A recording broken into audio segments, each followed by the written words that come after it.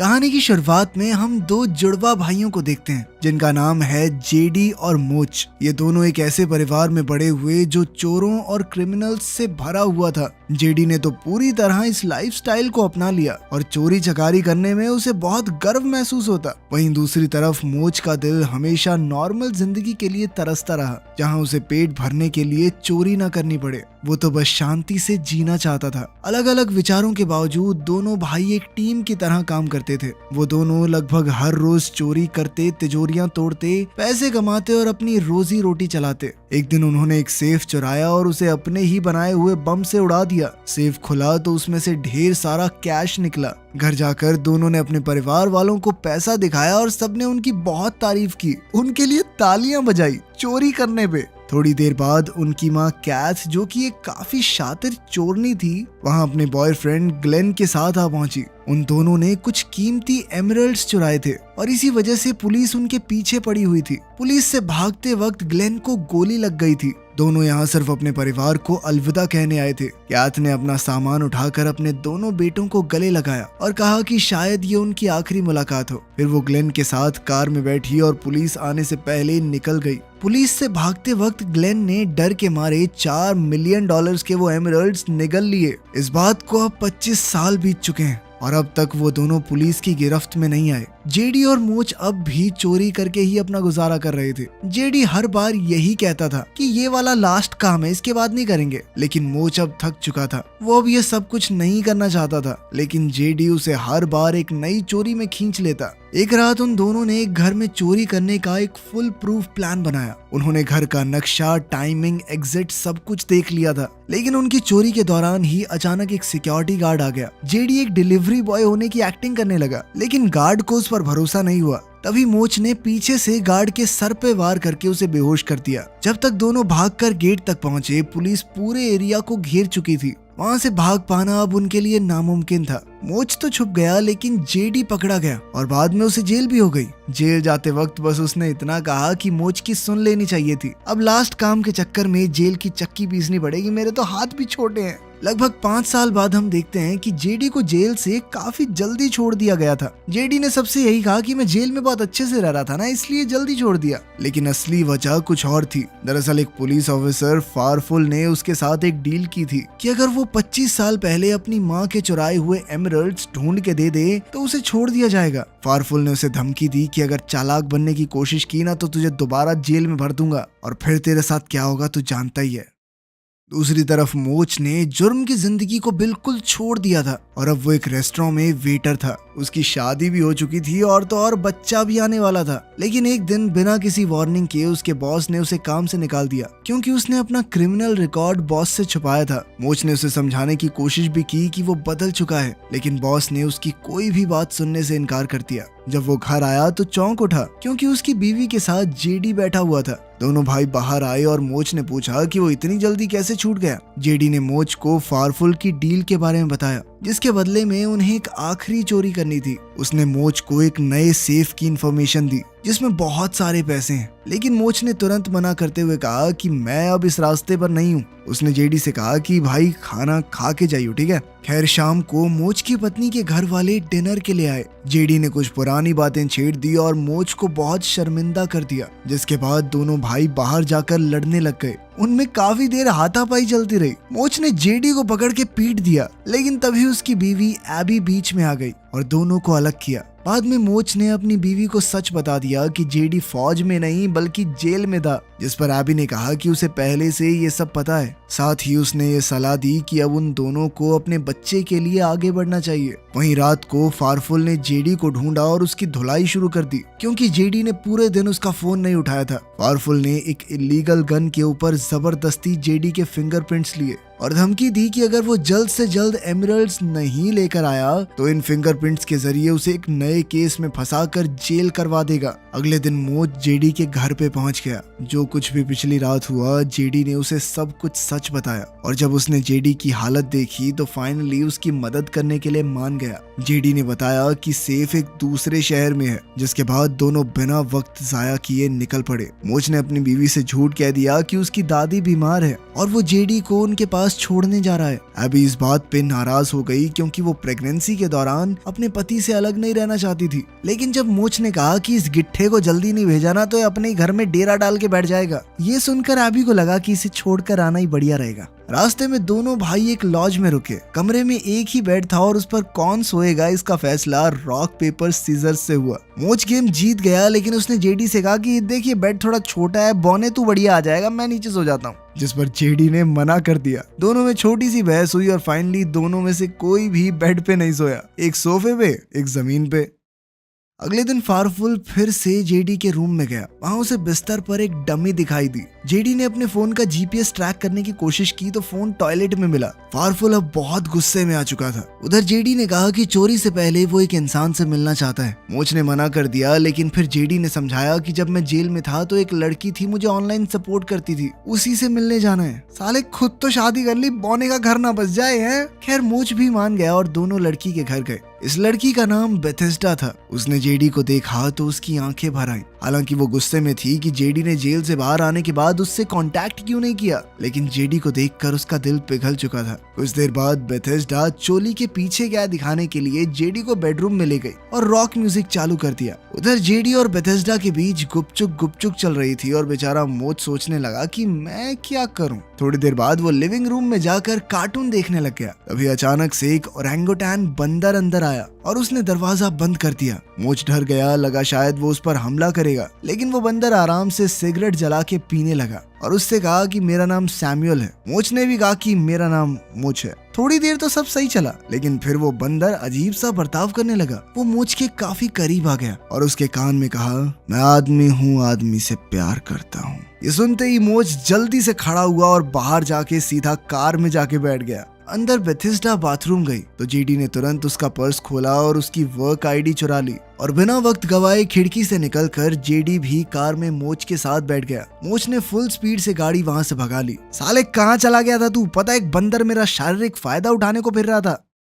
कुछ घंटों के सफर के बाद दोनों एक मोटेल में रुके। जब जेडी शावर ले रहा था तो मोच ने न जाने क्या सोचकर उसका बैग चेक कर लिया। उसमें से चिट्ठियों का एक ढेर नीचे गिरा। जब मोच ने उन चिट्ठियों को पढ़ा तो उसके होश उड़ गए। वो सारी चिट्ठियां उनकी माँ कैथ ने भेजी थी, उस माँ ने जो उन्हें बचपन में छोड़कर चली गई थी। एक लेटर में लिखा था कि प्लान शुरू हो चुका है, बस मोच को कुछ पता मत चलने देना। गुस्से में लाल होकर मोच ने जेडी से पूछा कि माँ सिर्फ तुम्हें क्यों लेटर लिख रही है। जेडी ने कहा तू इमोशनल है, गुस्से में गलत फैसले लेता है इसलिए। ये सुनकर मोच और भड़क गया। उसने कहा कि तेरी सारी बातें झूठी थी ना, कोई लॉकर नहीं है, कोई पुलिस वाला नहीं है, सब बकवास है। अब वो अपना सामान उठाकर वहां से निकल गया, लेकिन जैसे ही वो कॉरिडोर तक पहुंचा तो उसके सामने उसकी माँ कैथ खड़ी थी। उसे इतना बड़ा झटका लगा कि वो सीधा बालकनी से नीचे की गाड़ी पर जा गिरा। बाद में वो तीनों एक साथ बैठे और बातचीत की। मोच का गुस्सा अब भी कम नहीं हुआ था। उसने कैथ से सीधे सीधे पूछ लिया कि 25 साल में कभी अपने बेटे की याद नहीं आई तुम्हें?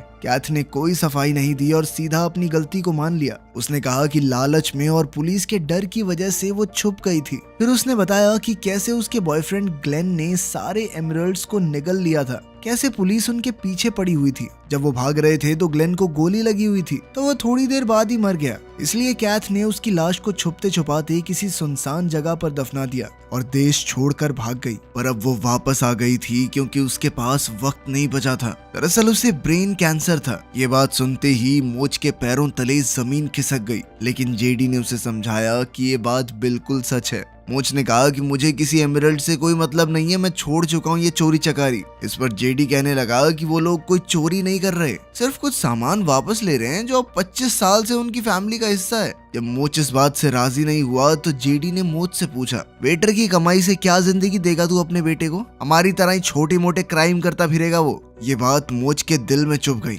और अब वो आखिरी बार अपने भाई की मदद करने के लिए राजी हो गया।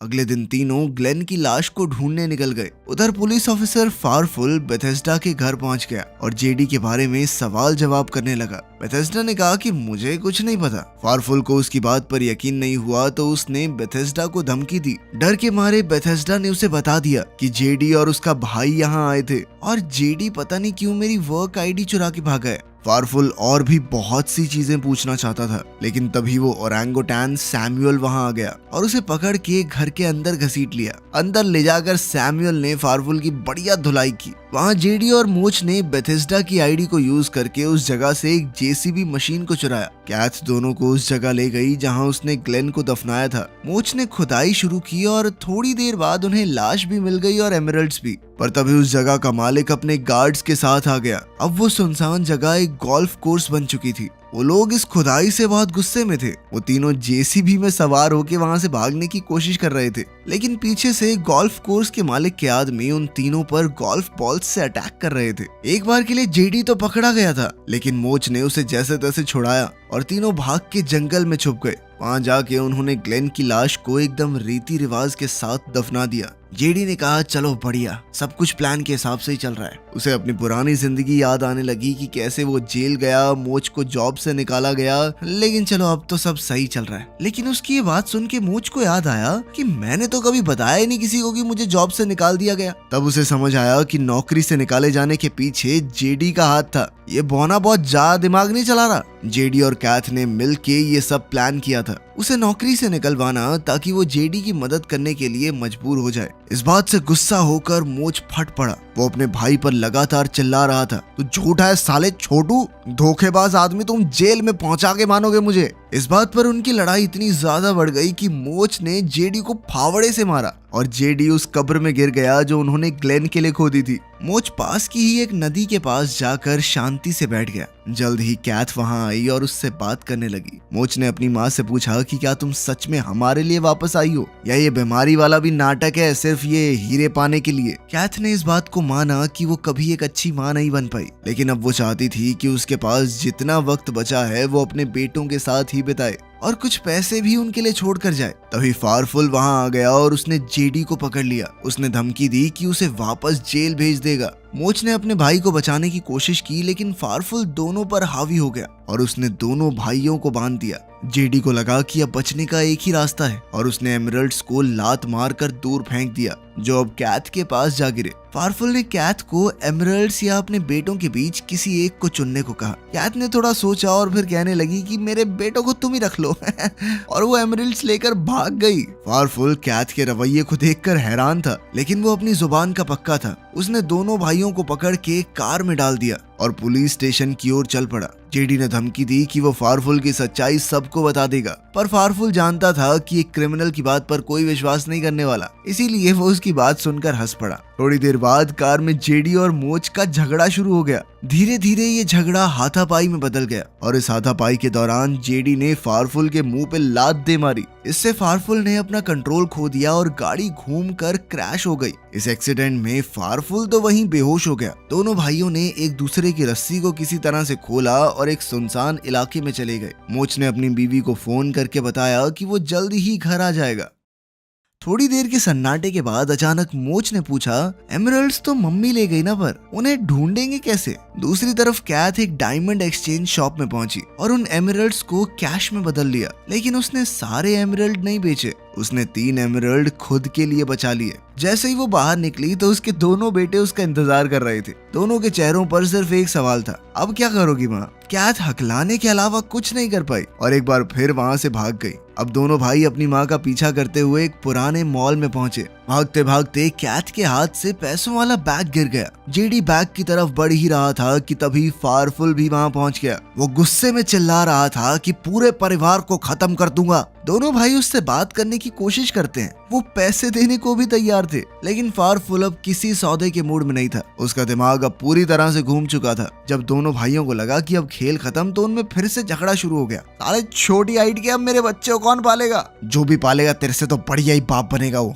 वहीं कैथ ऊपर से ये सब कुछ देख रही थी। अब उसे शर्म आ रही थी कि वो कितनी सेल्फिश माँ है। तभी फारफुल ने हवा में गोली चलाई और जेडी ने पैसों का बैग उसकी तरफ फेंक दिया, लेकिन उस बैग के अंदर एक छुपी हुई पेपर स्प्रे बॉटल थी। जैसे ही फारफुल ने जिप खोली तो स्प्रे उसकी आंखों में गिर गया और वो दर्द के मारे चिल्लाने लगा। उसके हाथ से गोलियां इधर उधर चलने लग गई और एक गोली गैस सिलेंडर में लग गई, जिस वजह से वहां एक जबरदस्त ब्लास्ट हुआ और फारफुल उड़कर दूर जा गिरा। दोनों भाइयों ने बैग उठाया और भागने लगे, लेकिन तब तक पुलिस आ चुकी थी। जब सब कुछ खत्म होता लग रहा था तभी वहां कैथ आ गई। दोनों भाइयों को समझ नहीं आ रहा था कि वो अब तक यहाँ कैसे है, क्योंकि उन्हें यही उम्मीद थी कि अब तक तो उनकी माँ भाग गई होगी। वो सीधा पुलिस के पास गई और कहा कि ये सब कुछ मैंने किया है, मेरे बच्चों का इसमें कोई हाथ नहीं है। जिसके बाद पुलिस दोनों भाइयों को छोड़कर कैथ को गिरफ्तार करके ले गई। कुछ हफ्तों बाद मोच एक करप्ट जज के पास गया, जिसके पास जेडी के फिंगरप्रिंट्स वाली गन थी। मोच उस गन के लिए अपने सारे पैसे देने को तैयार था। वो जज असल में फारफुल का बाप था, तो उसने बिना किसी तकलीफ के रिश्वत लेकर बंदूक मोच को पकड़ा दी और मोच ने इस तरह अपने भाई के खिलाफ आखिरी सबूत भी मिटा दिया।